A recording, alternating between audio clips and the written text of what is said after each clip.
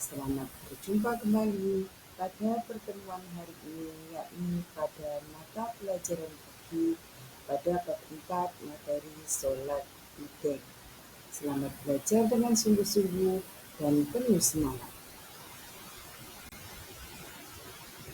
Tujuan pembelajaran nomor 1, memahami ketentuan sholat Idul. Yang nomor 2, menghayati ketentuan sholat Idul. Nomor 3, mempraktekkan tata cara sholat Idul dengan benar. Dan yang nomor 4, menghargai orang yang menjalankan sholat Idul. Pengertian dan hukum sholat Idul.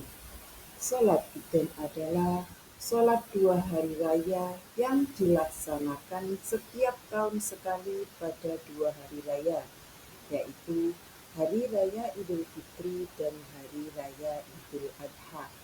Hukum melaksanakan sholat Idul adalah sunnah muakkad, yaitu sangat dianjurkan untuk dilaksanakan. Jenis-jenis sholat Idul. Yang nomor 1, sholat Idul Fitri.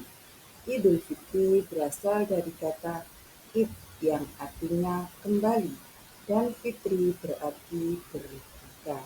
Jadi, Idul Fitri berarti kembali berbuka. Dikatakan kembali berbuka karena sholat Idul Fitri dilaksanakan setelah orang Muslim menunaikan puasa selama 30 hari. Sholat Idul Fitri dikerjakan setiap tanggal 1 Syawal. Sunnah-sunnah yang dilaksanakan sebelum sholat Idul Fitri antara lain: A. Mandi sebelum sholat Idul Fitri. B. Memakai wangi-wangian. C. Memakai pakaian yang paling bagus dari yang dimiliki. D. Makan dan minum terlebih dahulu sebelum sholat Id. E. Melewati jalan yang berbeda, berangkat dan pulang dari sholat Id. F. Mengumandangkan takbir dari terbenamnya matahari akhir bulan Ramadan sampai selesai pelaksanaan sholat Id. Yang nomor 2, sholat Idul Adha. Sholat Idul Adha adalah sholat 2 rakaat yang dilaksanakan pada tanggal 10 Dzulhijjah. Idul Adha berasal dari kata id yang artinya kembali, dan adha berarti berkurban. Maksudnya kembali melakukan penyembelihan hewan kurban. Oleh karena itu, Idul Adha juga disebut sebagai Idul Kurban. Sunnah-sunnah yang dilaksanakan sebelum sholat Idul Adha antara lain: A. Mandi sebelum sholat Idul Adha. B. Memakai wangi-wangian. C. Tidak makan dan minum terlebih dahulu sebelum sholat Id. D. Melewati jalan yang berbeda, berangkat dan pulang dari sholat Id. E. Mendengarkan khutbah Idul Adha dengan khusyuk. F. Mengumandangkan takbir mulai tanggal 10 sampai dengan 13 Dzulhijjah. Tata cara sholat Id. Yang nomor 1, niat. Niat sholat Idul Fitri. Usolli sunnatal Idul Fitri rok'ataini ma'muman lillahi ta'ala. Niat sholat Idul Adha. Usolli sunnatal Idul Adha rok'ataini mustaqbilal qiblati ma'muman lillahi ta'ala. Nomor 2, takbiratul ihram. Yang nomor 3, membaca doa iftitah Setelah itu disunahkan untuk takbir lagi hingga 7 kali. Pada sela-sela tiap takbir disunahkan membaca Subhanallah walhamdulillah wala ilaha illallah wallahu akbar. Yang keempat, membaca Al-Fatihah dan dilanjutkan dengan membaca surat pendek. Adapun yang lebih utama ialah membaca surat Qaf dan surat Al-A'la.